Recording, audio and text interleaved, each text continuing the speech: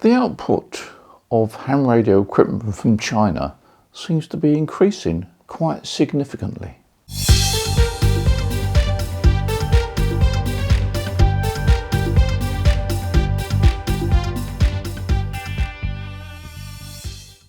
My first visit to the Far East was back in the late 1990s when I visited Hong Kong for the first time and then also went on to Taiwan.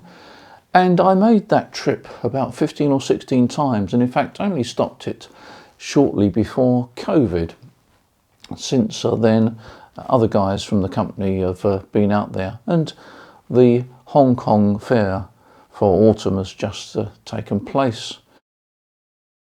It's interesting how many more products are now coming out of China. When I first went out there, it was just accessories, SWR meters, coax switches, that sort of thing. But now we're seeing more and more mainline products coming out. The most successful range that we do is the Xiegu product range, and I personally have been using the 6100. It's quite a nice transceiver actually. I've had this now for about a year and I've used it quite extensively. It's a QRP transceiver, gives 5 watts on its internal battery, 10 watts output if you connect it to 12 volts, and I've had no problems at all. It's got a lovely internal ATU actually, and although there have been 1 or 2 hams that have criticised some of the products coming from China, you can't get away from the fact that some of the products that are coming out now are good products.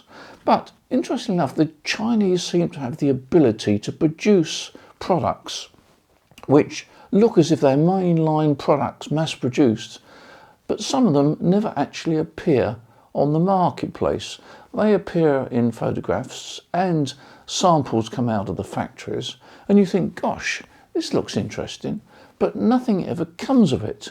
So I think China has the ability to manufacture products that they fancy producing some interesting prototypes which don't look like prototypes at all. They look like finished items, but some of them never see the light of day. One of the products that we spotted at the Hong Kong fair was a mainline HF transceiver. I say HF, it's HF 2 meters 70 sems all mode transceiver. Let's put a few pictures up here and you can see for yourself. It looks like a serious bit of equipment. But who knows whether it's going to appear long term or whether it's just going to be one of these short term Chinese products that you see and then they disappear again. And it's interesting because it seems to be very comprehensive. It's got a waterfall display. As I say, it covers the 2 meter and 70 sems band. It's even got FT8 reception, although it doesn't mention anything about FT8 transmissions. FT8 reception. No ATU as far as I can see, which I'm a bit surprised really. But really and truly, these sort of products you need to view with a bit of reservation, because who knows whether it's going to be sold in that form or in fact even exported at all. You can actually buy this transceiver now on eBay, but I'm not quite sure who's going to warrant it for you. You know, when we buy products, we always need to know quite a bit about the manufacturer. We need to correspond with them. We need to know that they will reply to emails. We need to know that they've got backup, they've got service manuals. And that's why we've done so much with Xiegu, because they've been very good backup service, very good at responding to our emails. So that gives you confidence. Oh, by the way, yes, I do use Chinese equipment myself sometimes. This is the Xiegu 6100, which I spoke about. I use that regularly.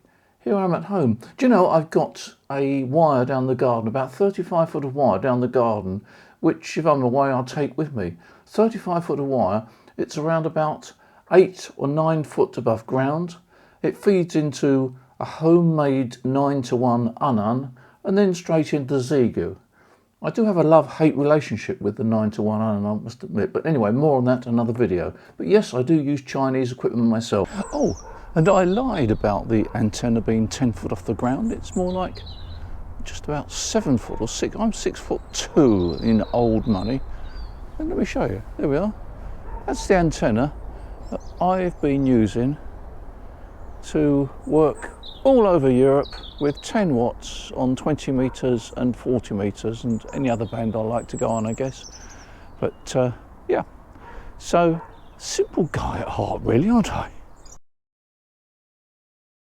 How is it going to play out long term? I don't know, actually. I keep thinking that we are seeing a replay of what happened with the Japanese manufacturers back in the 70s and 80s when they first came on the scene, competing with the likes of KW Electronics and so forth. And look where they've come now. So I think that the Chinese output is going to be a serious contender long term. I'm not sure when it's going to become sort of a serious contender in mainline equipment like Yaesu and Kenwood. Well, I'm not sure about Kenwood, but Yaesu and Icon. Time will tell. Anyway, it's interesting to keep your ear to the ground and find out how the market is developing. In the meantime, you enjoy what you've already got. You enjoy the fact that probably the gear you've got has got a good warranty, has been reliable. And as to the future, well, there's only one way to find out, and that is to sit and wait. So, in the meantime, enjoy ham radio, short video, you take care, and look forward to seeing you in the next video. Bye for now.